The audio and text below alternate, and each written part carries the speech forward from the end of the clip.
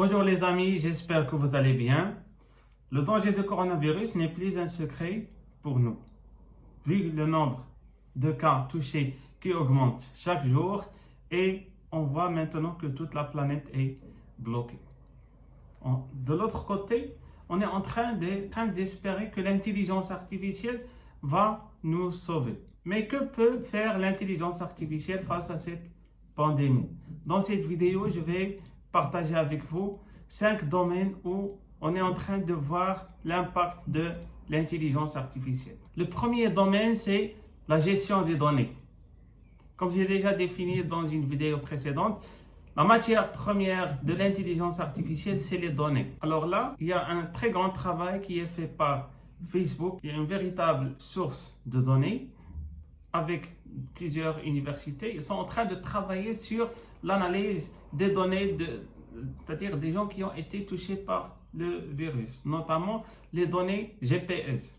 On est en train de voir les trajectoires des personnes qui ont été touchées par le virus et bien sûr, on fait cela pour essayer de cerner la maladie. Également, avec ce coronavirus, on est en train de voir qu'il y a de plus en plus des modèles de prédiction qu'on utilise pour prévoir l'évolution de la maladie et bien sûr, en parallèle, prendre des décisions pour stopper la propagation de cette pandémie.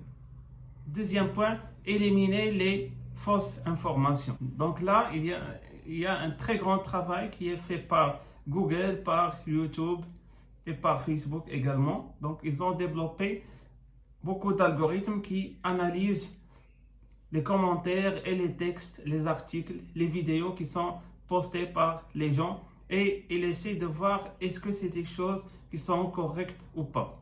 En même temps, donc, lorsqu'ils analysent le contenu, donc, ils essaient de mettre en avant les données qui sont fiables, notamment les données émanant de l'OMS et des autorités officielles. Donc, ça aussi, c'est un très grand travail où on voit l'impact de l'intelligence artificielle dans la gestion des informations et éliminer les fausses idées. Troisième point, et ça c'est le plus important, c'est de trouver un vaccin. Pour trouver un médicament, bon, on ne s'attend pas à un miracle dans cette situation, mais le fait de trouver un vaccin, le délai c'est-à-dire nécessaire pour trouver un vaccin a été rétréci grâce aux algorithmes de l'intelligence artificielle. Parce qu'avant, pour trouver un remède, on avait besoin de 4 ans. Et là, donc, ce délai s'est rétréci grâce aux algorithmes de l'intelligence artificielle. Comment on peut utiliser l'intelligence artificielle dans ce domaine? L'intelligence artificielle scanne déjà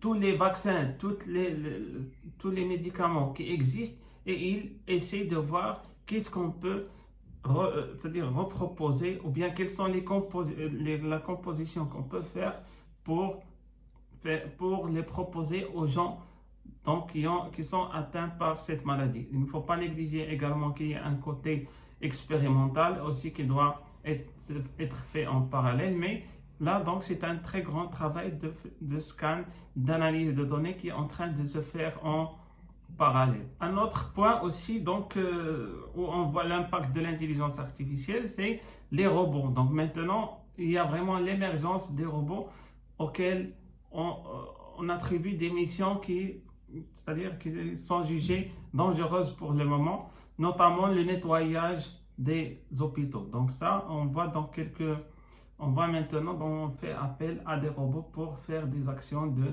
nettoyage des robots. Il y a également l'émergence des drones pour faire la livraison. Donc là, on devient plus ouvert à ce genre de technologie. Un dernier point, c'est le diagnostic.